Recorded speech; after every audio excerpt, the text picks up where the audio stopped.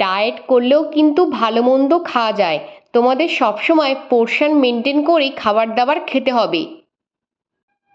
আর যারা ডায়েট করছো, ডায়েট চলাকালীন সন্ধেবেলায় কি খাবার খাওয়া যায় আর আমি মেনলি সন্ধেবেলায় কি খাবার খাই সেটা আজকের ভিডিওতে শেয়ার করব।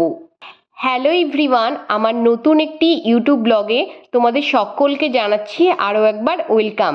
এই রেসিপিটা বানানোর জন্য আমি নিয়েছি 2 প্যাকেটের মতো ম্যাগি। প্রথমে ম্যাগিগুলোকে প্যাকেট থেকে কেটে আলাদা করে প্লেটে বার করে নিচ্ছি।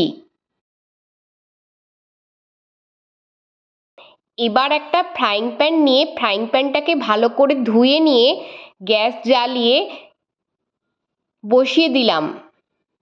এদিকে ফ্রাইং প্যানটা গরম হতে হতে নুন আর তেল বের করে নিলাম। এবার তেল দিয়ে তেলটা ভালো করে গরম করে নিয়ে কেটে রাখা গাজর আর বিনসগুলো অ্যাড করে দিয়েছি। পরিমাণ মতো নুন অ্যাড করলাম যাতে সবজিগুলো তাড়াতাড়ি সেদ্ধ হয়ে যায়।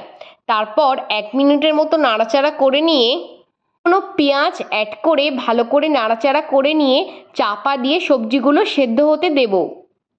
সবজিগুলো সেদ্ধ হয়ে গেছে, এবার নামিয়ে রেখে দেবো। আর একটা বাটির মধ্যে ম্যাগি দিয়েছি, তার মধ্যে জল, নুন আর তেল দিয়ে সেদ্ধ করতে বসিয়ে দিয়েছি।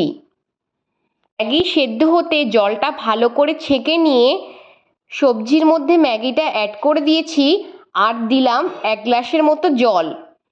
আর দিলাম 2 প্যাকেটের মতো ম্যাগি মশলা। চাইলে এর মধ্যে টেস্টের জন্য জিরে গুঁড়ো অ্যাড করতে পারো। সময় চেষ্টা করবে সবজির পরিমাণটা যে কোনো কিছু খাবারে বেশি রাখতে, তাহলে দেখবে তোমাদের খাবারটা খাওয়াও হবে আর তার সাথে ওয়েট লসও হবে। হেলদি ম্যাগি স্যুপ রেডি হয়ে গেছে। এবার একটা বাটিতে তুলে নিচ্ছি। বাবাকে দিয়ে এলাম খাওয়ার জন্য।